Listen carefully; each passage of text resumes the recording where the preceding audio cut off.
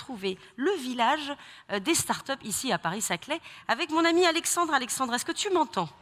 Évidemment, Marion, je t'entends. Et les annonces qu'on vient de voir et d'entendre sur la scène sont l'illustration parfaite de toute l'importance des rencontres qui peuvent avoir lieu ici à Paris-Saclay Spring, sur le village des startups, où il y a des stands partout de plein de startups, y compris aussi de leurs sponsors. Et je suis là sur le stand de Servier avec Philippe Guédon. Vous êtes directeur du site de Biolab à Paris-Saclay. Vous êtes l'opérateur qui va gérer l'incubateur de startups du futur centre R&D de Servier. Pourquoi est-ce que vous rejoignez cet écosystème de Paris-Saclay ?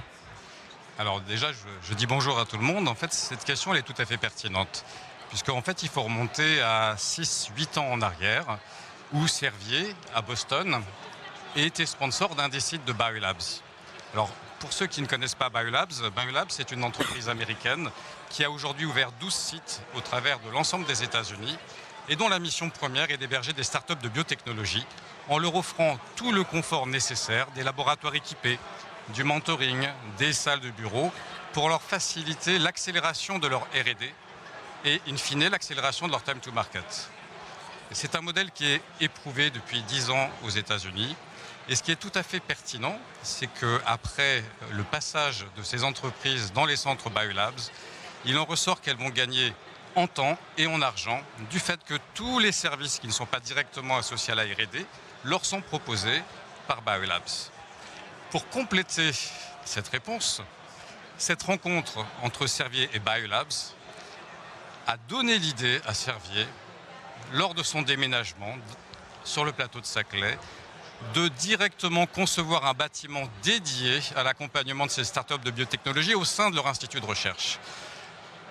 Donc ce modèle particulier, Biolabs adapté au modèle français du plateau de Saclay, ça nous donne quelque chose d'exceptionnel, puisque outre l'ensemble des services que Biolabs peut proposer, Servier vient également contribuer au travers de l'arrivée de ses collaborateurs R&D qui vont pouvoir, à la demande, rendre des services de type expertise ou consulting auprès de ces startups et éventuellement leur donner accès à leur plateforme expérimentale. Donc encore une fois l'idée, que ces startups consacrent uniquement leur temps à leur R&D et on se charge du reste pour leur faciliter la vie. Donc que de la science.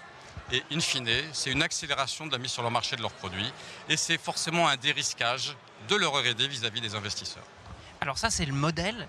Très concrètement, dans ce bâtiment, qu'on voit là d'ailleurs derrière vous, qu'auront à faire les startups? Comment est-ce qu'elles y arrivent? Vous nous avez donné quelques idées des services auxquels elles pourraient avoir accès, mais soyons très concrets. Qu'est-ce qui va s'y passer? Alors, ce qui va s'y passer, je suis obligé de revenir un tout petit peu en arrière pour savoir quelles sont les startups qui sont concernées. Notre modèle, ce n'est pas vraiment un modèle d'incubation. C'est-à-dire qu'on arrive après l'incubation. Une fois que la société s'est structurée et qu'elle a levé ses premiers fonds publics ou privés, elle va rentrer dans le dur, c'est-à-dire dans la preuve auprès de ses investisseurs qu'elle est capable de réaliser le produit ou le service dédié. Et donc cette phase R&D, c'est là que nous, on va intervenir. Donc on arrive juste à la sortie de l'incubation. Donc on vient renforcer cette chaîne de valeur de l'innovation. Alors d'un point de vue très concret, ce qu'on va nous prendre en charge quand l'entreprise fait montre de sa volonté de s'installer chez nous, c'est qu'on va la mettre en relation avec notre responsable HSE. On a un responsable hygiène et sécurité pour l'ensemble des startups que l'on va accompagner. Donc ça, c'est un salaire en moins pour ces startups à supporter. Et c'est surtout l'assurance que l'ensemble des équipements qu'on met à leur disposition sera maintenu et sera opérationnel. Donc que ces entreprises, encore une fois, ne perdent pas du temps sur des activités qui ne sont pas directement focusées sur leur R&D.